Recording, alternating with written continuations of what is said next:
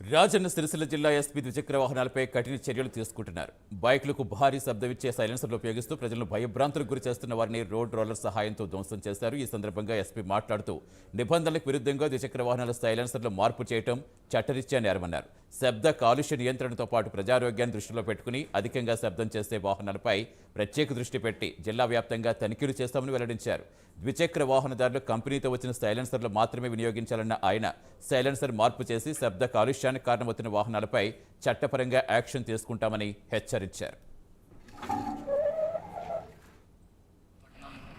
దాదాపు 80 సైలెన్సర్స్ మనం డిస్ట్రాయ్ చేసాము. ఇది లాస్ట్ 1.5-2 months నుండి ఒక డ్రైవ్ మనం పెట్టాము.